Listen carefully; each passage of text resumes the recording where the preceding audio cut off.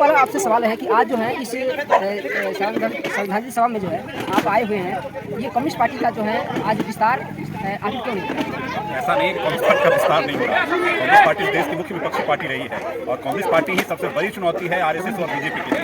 आप सुन चुके होंगे कि कई बार नरेंद्र मोदी ने कहा है कि भले कांग्रेस पार्टी छोटी है लेकिन सबसे खतरनाक पार्टी कांग्रेस पार्टी है। प्रसाद जी को जो है बिहार लेनिन कहा जाता था, लेकिन आज जो है कम्युनिस्ट पार्टी का जो इतिहास रहा है बहुत बड़ा इतिहास रहा है, लेकिन जो है कम्युनिस्ट पार्टी हाशिए पर धीरे धीरे आ रही है। क्या वजह है जो कम्युनिस्ट पार्टी का इतिहास पूरे विश्व में जाना चाहिए? यहाँ तक सवाल है आपका कि कम्युनिस्ट पार्टी हाशिए पर आ रही है, वैसी कोई बात नहीं। कम्युनिस्ट पार्टी हाशिए पर नहीं है।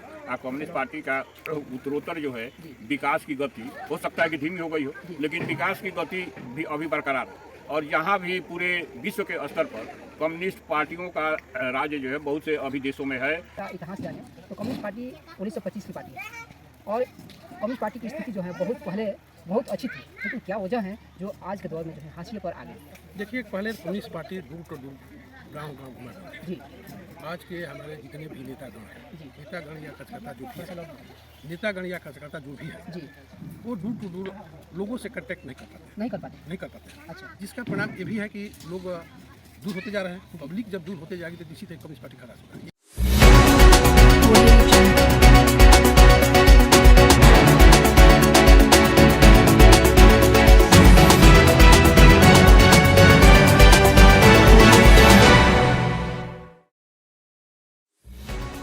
आप सभी जानते हैं कि सत्य कड़वा आता है, सत्य कड़वा आता है।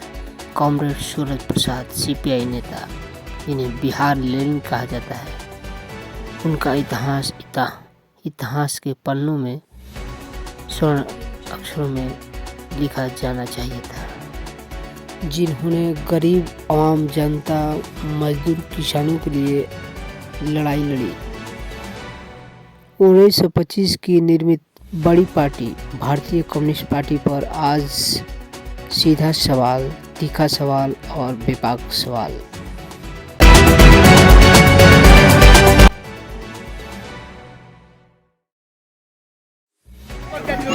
नमस्कार, आप देख रहे हैं विभाग मीडिया में आपका स्वागत है। तो आज हम आपको दिखा रहे हैं बक्सर जिले के सवाई प्रखंड के अंतर्गत सीपुर गांव है, जहां पर आज जो है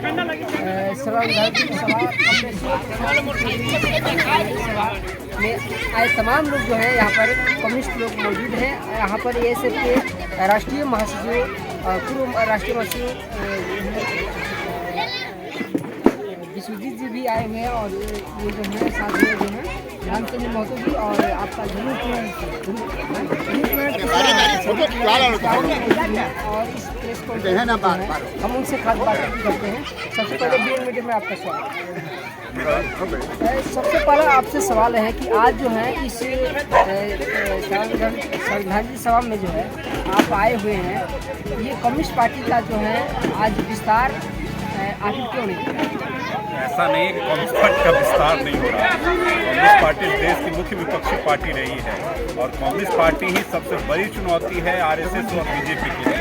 आप सुन चुके होंगे कि कई बार नरेंद्र मोदी ने कहा है कि भले कांग्रेस पार्टी छोटी है लेकिन सबसे खतरनाक पार्टी कांग्रेस पार्टी ही है। ये तो बात सही है कि सबसे जो है देश को ऐतिहासिक रूप में लाने वाली कांग्रेस पार्टी का इतिहास था और ये पूरे विश्व में जो है इसका इतिहास है, लेकिन आज जो है हाशिए पर क्यों जा रहा है?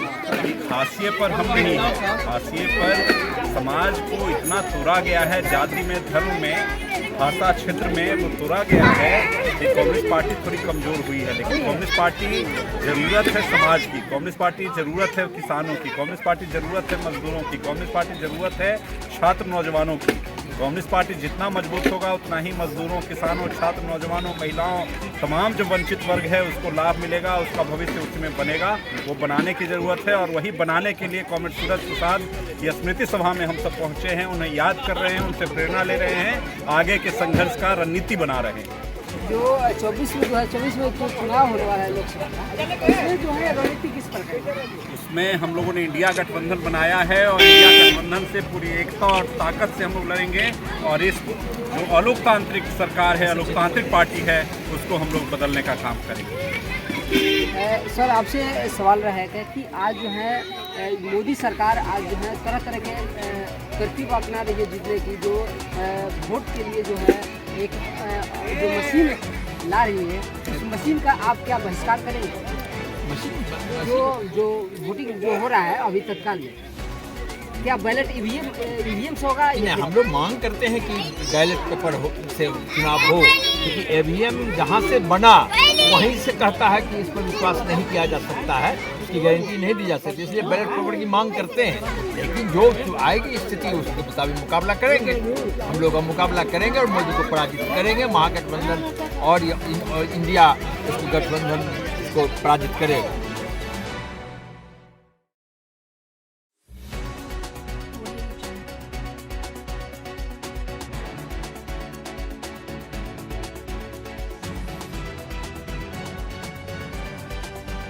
सूरज प्रसाद सिंह का जो है यहाँ पर तस्वीर लगी हुई है, और जो है इनका जो है 14वीं श्रद्धांजलि सभा जो है आज आयोजित किया गया, और इनके जो है बड़े सुपुत्र जितेंद्र कुमार जी हमारे साथ मौजूद हैं।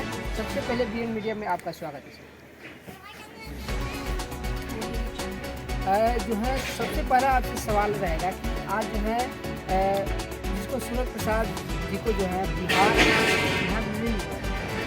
लेनिन कहा जाता था, लेकिन आज जो है कम्युनिस्ट पार्टी का जो इतिहास रहा है बहुत बड़ा इतिहास रहा है, लेकिन जो है कम्युनिस्ट पार्टी हाशिए पर धीरे धीरे आ रही है। क्या वजह है जो कम्युनिस्ट पार्टी का इतिहास पूरे विश्व में जाना चाहता है? यहाँ तक सवाल है आपका कि कम्युनिस्ट पार्टी हाशिए पर आ रही है, वैसी कोई बात नहीं। कम्युनिस्ट पार्टी हाशिए पर नहीं है।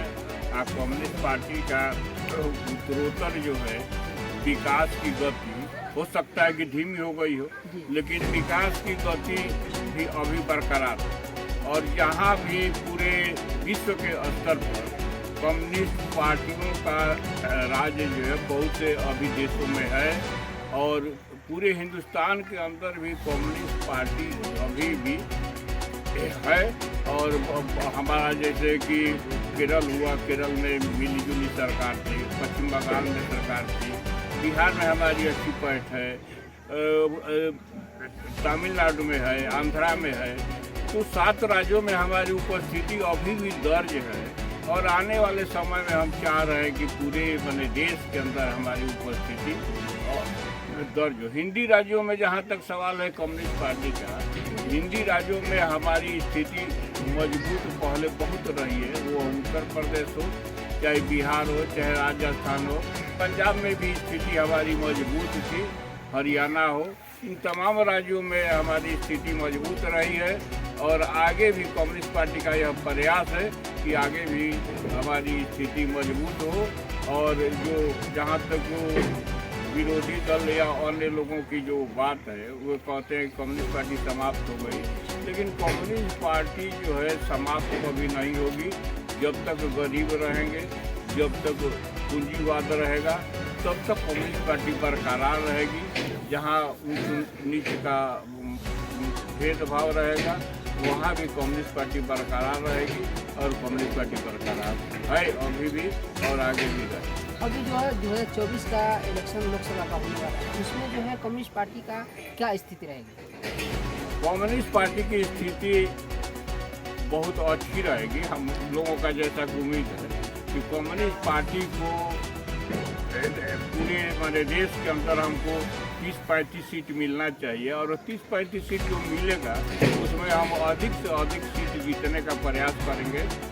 और बिहार में भी हम चाहते हैं कि हमको कम से कम लिफ्ट माने जो पार्टियाँ उसको 10-12 सीटें मिले, जिसमें कम्युनिस्ट पार्टी भी चाहती है कि हम 5 सीट लें। तो गठबंधन का जहाँ तक सवाल है, तो महागठबंधन जो बना है, तो गठबंधन में आगे पीछे होता रहता है, तालमेल बैठाना पड़ता है, और तालमेल बैठा कर ही कोई गठबंधन जो है आगे की तरफ बढ़ता है। अगर हम अपनी जीत पर अड़े रहें कि ना हम 15 और 20 सीट लेकर दिन लड़ेंगे, तो ऐसे में गठबंधन किसी दल से या कोई दल नहीं कर सकता। अगर आरजेडी कहे कि हम लड़ेंगे 35 सीटों पर, तो ऐसा कोई गठबंधन नहीं बन पाएगा, या जदयू को एक हम लड़ेंगे 20 सीटों पर, तो ऐसे गठबंधन नहीं बनता है कहीं भी। तो इन तमाम बातों को ध्यान में रखते हुए हम लोग आगे बढ़ने का प्रयास करेंगे और यहाँ कम से कम 5 सीटें हम लेने के फेरे में हम लोग हैं कि कम्युनिस्ट पार्टी ले, और आगे की लड़ाई जो होगी महागठबंधन के तहत होगी और एनडीए की भी। क्या आपको लगता है कि 2024 का जो चुनाव होने वाला लोकसभा का, इसमें जो है भागीदारी जो एएसएफ और फेडरेशन का जो होना चाहिए, जो जिस तरह से ये कहा जाता है कि एएसएफ और फेडरेशन के जो उसके चलते जो है कम्युनिस्ट पार्टी का विस्तार बहुत ज़्यादा तेज़ी से हो रहा है, तो क्या लगता है कि 2024 में यूथ फेडरेशन और एएसएफ के जो छात्र हैं उनको भी चुनाव में लड़ने का अधिकार मिलना चाहिए? जहाँ तक एआईएसएफ और यूथ फेडरेशन का इस चुनाव में लड़ने का प्रश्न है, तो कम्युनिस्ट पार्टी में छात्र हो या नौजवान हो, हम नौजवानों को और छात्रों को तरजीह देते रहे हैं और वे हमारे अंग हैं।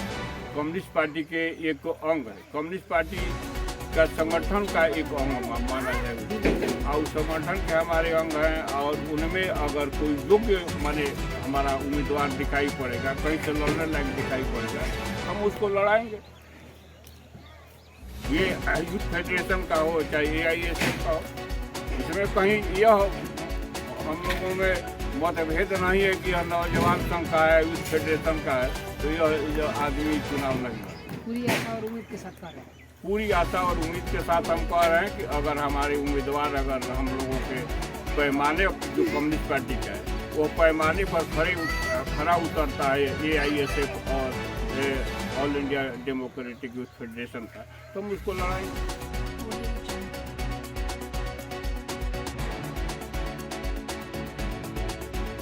अभी जो है हमारे साथ मौजूद हैं सूरज प्रसाद के छोटे कॉमरेड कामेंद्र सिंह।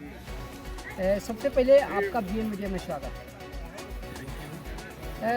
आपसे जो है सवाल ये है कि आज जो है 14वीं श्रद्धांजलि सभा जो है कॉमरेड सूरज प्रसाद यानी आपके पिताजी का जो है आज आयोजन हुआ, और इसके बाद जो है आज कम्युनिस्ट पार्टी का इतिहास जाने, तो कम्युनिस्ट पार्टी 1925 की पार्टी है और कम्युनिस्ट पार्टी की स्थिति जो है बहुत पहले बहुत अच्छी थी, लेकिन क्या वजह है जो आज के दौर में हाशिए पर आ गई?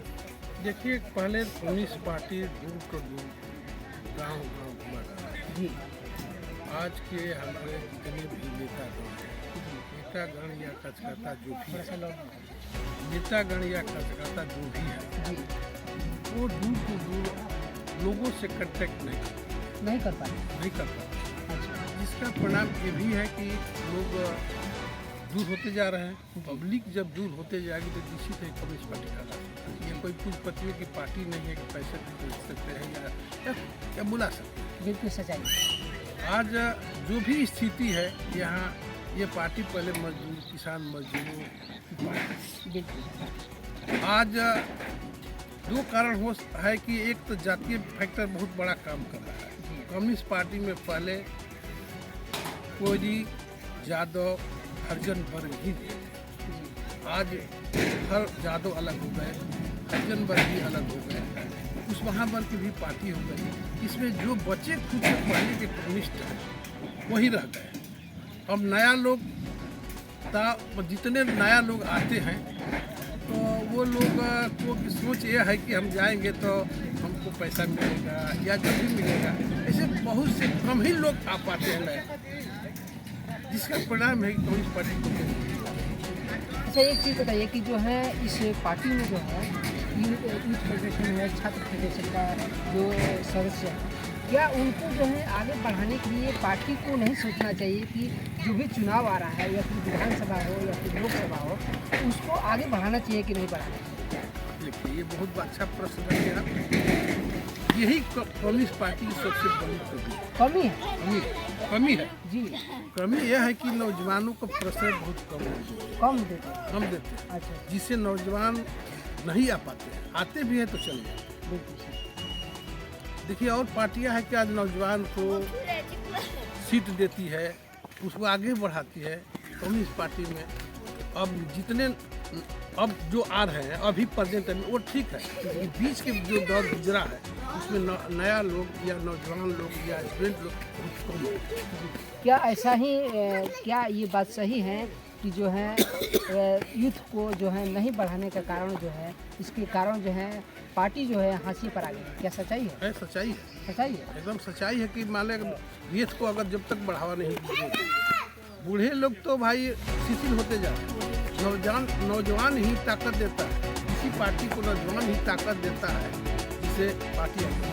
लेकिन ऐसा देखने में आता है जब चुनाव आता है तो जो पार्टी के जो बूढ़े लोग होते हैं या फिर सबसे पुराने लोग होते हैं उनको जो है प्रश्रय दिया जाता है। यही कह रहे हैं कि जब नौजवान को आप प्रश्रय दिए कम्युनिस्ट पार्टी सच्चाई है। सच्चाई। तो ये बताइए कि 2024 का चुनाव जो है इंडिया अलायंस के साथ ये जो है कम्युनिस्ट पार्टी अभी जो है जुड़ी हुई है, तो इसको सफल बनाने के लिए इसको कम्युनिस्ट पार्टी को क्या करना है? सफल बना नौजवान को तो पहले प्रश्रय देते हैं फर्स्ट पार्टी का। दूसरी बात है कि नौजवान अगर चुनाव लड़े नौजवान के साथ ही नौजवान बुजुर्ग के साथ, तो नौजवान को अगर टिकट दिए तो निश्चित है कि 10, 20 को 50 को नौजवान को अपने तरफ करेगा ही। और दूसरी बात है कि अलायंस के साथ ही लड़ रहे हैं तो निश्चित है कि जितना अलायंस के लोग काम करेंगे, बड़े हमारे नेतागण हैं, क्या करेंगे तो नहीं कर सकते हैं, इसके बारे में विशेष रूप से। लेकिन हमारे विचार से नौजवान को प्रोत्साहन देना चाहिए। बिहार में जो है लगभग कितने सीटों पर जो है कम्युनिस्ट पार्टी को स्थान मिला? देखिए कम्युनिस्ट पार्टी को कितना मिलेगा ये तो मैं नहीं पूछ सकता इस बारे में। मैंने लगभग लेकिन हमारे अनुमान से कम 8 जरूर ले